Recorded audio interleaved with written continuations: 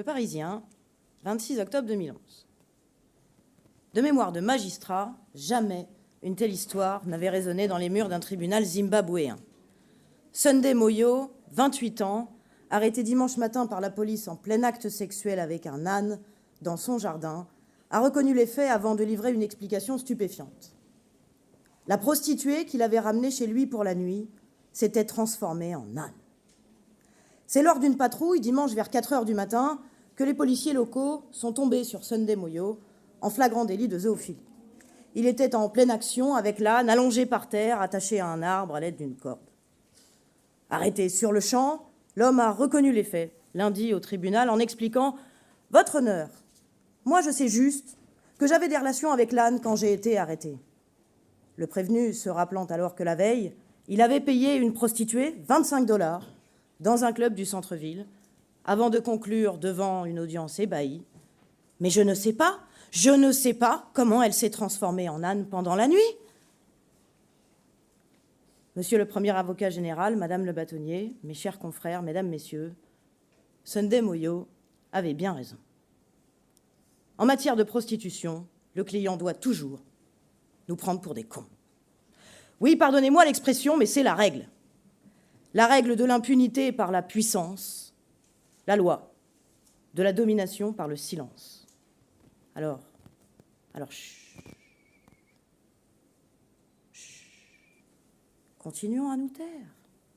Nous sommes dans le monde d'Iris. Iris la silencieuse.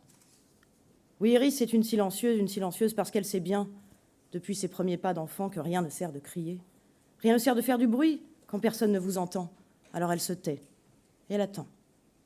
De la DAS au foyer cassé, des violences sexuelles, à tous les détournements, elle a appris à se préserver, seule, à survivre quand même, en ne conservant que l'essentiel, comme le corps ne chauffe plus que ses extrémités quand il fait trop froid. La solitude, la pauvreté, le système D.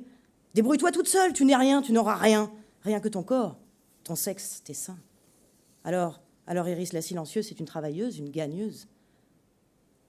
Elle n'est rien pour personne, mais son cul, lui, il pèse. Alors, le dégoût, oui, la honte aussi, mais au fond, tout au fond, bien enfoui, bien écrasé, tout au fond de son cœur, de son esprit, de son corps. Perdu, tout ça, ça s'oublie. Le sens de la vie, parfois, faut savoir le trouver aussi. Les hôtels sordides, les macros violents, les hypocrites bordels parisiens, les nouveaux Eros Center catalans. Elle a été un peu au gré des vents, Iris, au gré des modes, des mains, de ses clients. L'alcool, les stupéfiants, la mort dans le sang. Elle les suit, ils la suivent, ou inversement. Elle est comme un éphémère papillon de nuit qui virevolte dans les flammes qui lui brûlent les ailes. Iris, la gagneuse silencieuse, se tait. Elle attend. Elle attend que ceux qui la font vivre la consument, au gré des viols, des violences aggravées, des actes de torture, de barbarie, au gré des humiliations, des enlèvements, des séquestrations, pourquoi pas au gré des crimes dont elle est chaque jour victime, 1 fois, 2 fois, 10 fois, 100 fois. Alors, face à ceux qui sont tout à la fois, ces bourreaux du quotidien, mais aussi tout ce qui lui reste de contact humain, pas besoin de la faire taire, pas besoin de la frapper pour la convaincre qu'elle n'est qu'un objet. La vie, entre leurs mains, s'en est chargée. Otage de leurs fantasmes divers et variés, cette victime du syndrome de Stockholm n'a pas besoin qu'on lui répète à chaque passe pour savoir qu'elle n'a pas le choix. C'est trop tard, elle le sait. Ah, le sens de la vie, quand on n'est qu'un objet entre leurs mains. Quand on n'est qu'un objet pour celui qui ne cherche que son petit plaisir. Oh, vite, vite, vite assouvi. Quand on n'est qu'un objet pour tous ces hommes pressés, on ne peut, comme Iris, que leur parler avec les yeux. Et encore, le regard baissé. Car pour eux, peu importe, Iris. Elle est au mieux une table, au pire un punching ball. Peu importe, Iris. L'important, c'est le petit plaisir. Par devant, par derrière, en haut, en bas. Peu importe, Iris. Tant que ça glisse. Tant qu'il y en a pour son argent. Alors il récidive. Tant qu'il rentabilise son bel investissement. Du client souriant, presque prévenant, au client méchant, violent. Du client le plus dégoûtant au plus rutilant. De l'impuissant au flamboyant, du pervers à l'insignifiant. Peu importe, Iris. Du moment qu'il en a pour son argent. Ah, parce qu'il a toujours une bonne raison, hein. Le client, Toujours une bonne raison. Ah, la misère sexuelle. La frustration. La solitude. Ah, Marie-Audrey à la maison. Ah, la cruauté de l'anatomie, ingrate nature. Ah, les besoins biologiques. Ah, les pulsions sexuelles quand il boit. Ah, les bonnes raisons, les bonnes excuses du cochon, tout est bon. Sunday-Moyo, il avait bien raison. Pour les clients d'Iris, c'est pareil. Comment ça, l'exploitation sexuelle, les réseaux, la violence, les proxénètes, les femmes violées, assassinées sur les pavés. Comment ça, la contrainte? Ah ben non, ça c'est pas avec moi. Ça c'est pas avec moi, pas les miennes. Avec moi, elles sont toujours entièrement d'accord. Elles se donnent, d'ailleurs ça se voit qu'elles adorent ça, surtout avec moi. Vulnérables?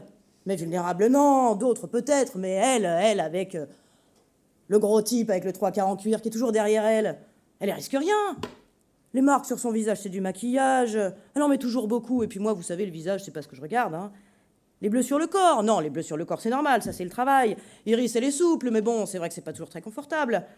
Ah, la bonne vieille hypocrisie du lâche, bien égoïste. Hein.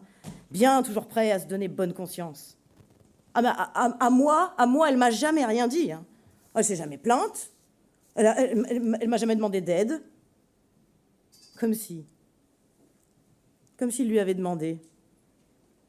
Comme si, à un quelconque moment, ça avait pu l'intéresser. C'est quoi le problème? Il n'a pas eu le temps de lui demander ou... Comme si les Pretty Women existaient pour de vrai. Comme si les Richard Gere pouvaient être autrement que des sales macs puants ou des vieux flics pourris. Même à Hollywood, les princes charmants ne sauvent pas les prostituées. Parfois, des acteurs les paient pour du sexe. C'est tout. Alors, bien sûr que le client n'est responsable que de ses propres actes. Mais de ses actes à lui, aussi sales soient-ils, il en est responsable. Responsable des actes qu'il commet dans le contexte dans lequel il agit.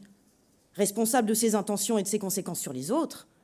Et tous ces crimes dont elles sont victimes, les viols, les violences, l'exploitation sexuelle, la bande organisée, tous ces crimes qui n'existent que parce que déjà pour eux, peu importe Iris, ces crimes qui n'existent que parce qu'ils sont là à faire la queue devant les bordels sur les boulevards extérieurs, tous ces crimes, ils en sont les complices. Les complices par instigation de tous ces crimes qui trouvent leur source dans leur façon de voir un être humain comme une marchandise pour assouvir leurs petits plaisirs, leurs grands désirs, dans leur façon d'accepter qu'on leur vende un organe simplement parce qu'ils peuvent se le payer, dans leur façon d'accepter qu'on leur lance un nain parce que ça les fait marrer. Peu importe, Iris. Complices par instigation, complices par aide, par assistance aussi, au quotidien. Ils sont ceux sans qui rien n'est possible. Alors ils sont complices par fourniture de moyens avec leur bonne grosse bourse toujours pleine. Complices par fourniture de moyens au proxénétisme aggravé, au crime en bande organisée. Et oui, ils sont complices parce que ce ne sont pas simplement ceux qui savent et qui préfèrent regarder ailleurs. Ce n'est pas du non-empêchement de crime. C'est de la complicité, parce que le client, c'est le premier qui attaque et qui laisse ensuite sa proie à la meute. Lui a déjà mangé les yeux, arraché la langue. Alors il lui suffit de feindre de poser son regard ailleurs pour faire oublier son forfait. Le client, il est au-dessus d'Iris, dans la chaîne alimentaire, ou plutôt tapis derrière elle, avec à ses côtés ces malheureux. Et c'est la justice.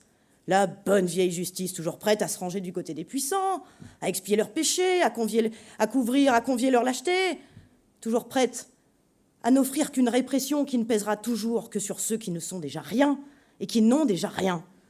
Toujours prête à ne rien faire contre un client responsable, oui, responsable de tout, complice de tout, mais jamais coupable de rien. Alors, Monsieur le Premier Avocat Général, Madame le Bâtonnier, mes chers confrères, Mesdames, Messieurs, va-t-il falloir attendre? Va-t-il falloir attendre que les muets nous parlent? Que le silence se mette à crier pour que nous cessions enfin d'être sourds et aveugles? Va-t-il falloir attendre que les misérables soient sacrifiés jusqu'au dernier pour que nous fassions face à nos responsabilités? Va-t-il falloir attendre qu'une victime de l'oppression vienne vous chercher pour vous démontrer juridiquement, forcément, qu'elle est opprimée, pour réaliser que c'est à nous de l'aider? Va-t-il falloir attendre qu'une prostituée passe cette porte et vienne vous expliquer pour cerner la responsabilité et la complicité de son client. Iris, elle, n'a finalement plus attendu. Elle s'en est crevé les yeux de nous attendre. Elle s'en est arraché le cœur, déchiré les veines, en silence.